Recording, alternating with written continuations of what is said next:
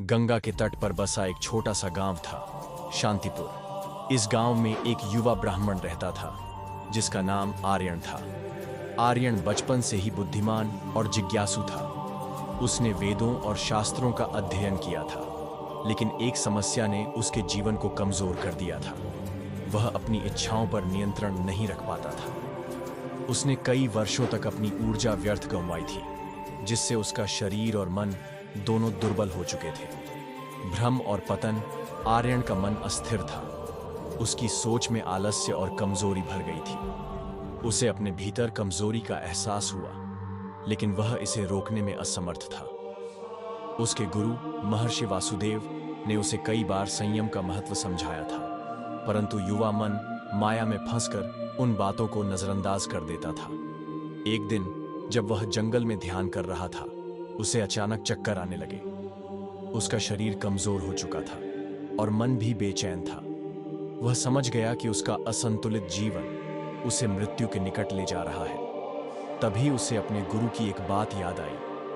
ब्रह्मचर्य ही आत्मबल और शारीरिक बल का स्रोत है। जो अपने वीर्य को संभालता है, वह अमृतत्व को प्राप्त करता है। नव संकल्प और आत्म अन्वेषण, इस रियलाइजेशन के बाद आर्यन ने तय किया कि वह अपने जीवन को बदल देगा। वह अपने गुरु के पास गया और उनसे मार्गदर्शन मांगा। महर्षि वासुदेव ने उसे एक विशेष साधना दी, पंच महाव्रत। ये 5 व्रत थे: 1. अहिंसा, अपने विचारों, वचनों और कर्मों में किसी को हानि न पहुंचाना। 2. सत्य, सदा सत्य बोलना और अपने जीवन में ईमानदारी रखना। 3. अस्तेय, किसी भी प्रकार की चोरी या गलत तरीके से कुछ भी प्राप्त न करना। 4. ब्रह्मचर्य, अपनी ऊर्जा और वीर्य का संरक्षण करना तथा इसे उन्नत कार्यों में लगाना। 5. अपारिग्रह, अनावश्यक भौतिक वस्तुओं की इच्छा न रखना। गुरु ने उसे बताया कि यदि वह इन 5 व्रतों का पालन करेगा तो धीरे धीरे उसका खोया हुआ तेज वापस आ जाएगा। साधना की कठिनाइयां। आर्यन ने अपनी साधना शुरू की। पहले कुछ दिन बहुत कठिन थे।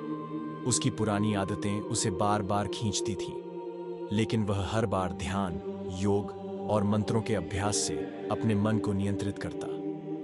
उसने अपने खान पान को भी शुद्ध किया।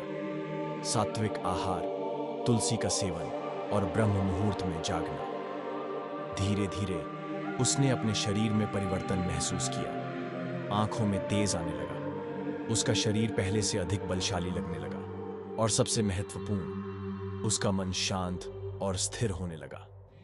ब्रह्मचर्य का चमत्कार। 6 महीनों की कठिन साधना के बाद आर्यन अब पूर्णतः बदल चुका था। उसके शरीर में ऊर्जा का एक नया प्रवाह था। गांव के लोग भी उसके तेज और ज्ञान से प्रभावित होने लगे। एक दिन गांव में एक आर्षी आए।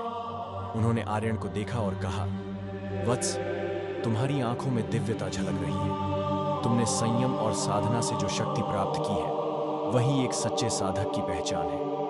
पूर्णता की ओर आर्यन ने न केवल अपनी खोई हुई शक्ति को पुनः प्राप्त किया, बल्कि अब वह दूसरों को भी ब्रह्मचर्य और संयम के महत्व का ज्ञान देने लगा। धीरे धीरे उसका नाम दूर दूर तक फैल गया और वह एक महान योगी के रूप में प्रसिद्ध हो गया। निष्कर्ष, संयम और साधना के द्वारा कोई भी अपनी खोई हुई ऊर्जा और शक्ति को पुनः प्राप्त कर सकता है।